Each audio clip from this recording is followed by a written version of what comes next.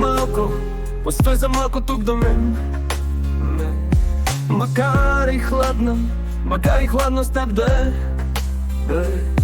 И дръж се здраво ти за мен. Постой за малко, и ако паднеш падаме. Дух до дух, плът до плът, нито тук, ни отвъд. Дух за плът, зъб за зъб, жестоко скрия милостта. Разбира се, разбирам те, толкова ли е трудно за разбиране. На двете си ръце ви се изтискам острието, а в дълбото на тая пропаст отразява се небето. Това, което безпристрастно наблюдава от лицето ти, опита да се добера до почва от нозете. Капе.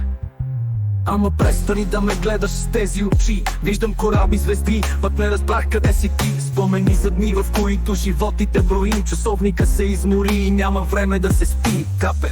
Ама престани да ме гледаш с тези очи. Виждам кораби, звезди, пък не разбрах къде си ти. Спомени за дни, в които животите броим. Часовника се измори и няма време да се спи. Капе. Освести ме капка по челото ми. Видях ми как висим отново двама от дървото. Изтрошени крайници, извити в ужасен вид. Очаква в ръката ти камата, а не в слънчевия сплит. Капе.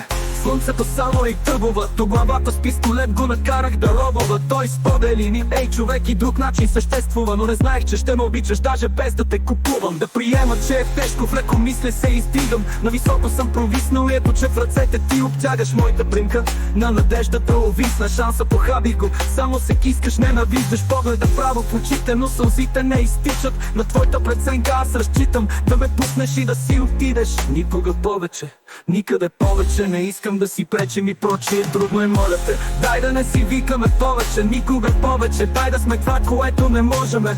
Нищо, че просто е. Съжалявам, че дори на теб не позволих да влезеш по пете ми своя кожелет. Съжалявам, че не обелвам и дума, че съм затворен и езика ми е чумав. Нестабилен като в автобуса, като след тежък разговор, като след масура, като с температура, като зависим, като жертва, като курва. Го пред огледалото виждам празна дупка. Мерси, че ме научи на живот, не сме добре и това е окей. Избивам твоята болка, то сетен ден усмивката ти ще остане топла. Най-спокойно място и най-голямата тревога.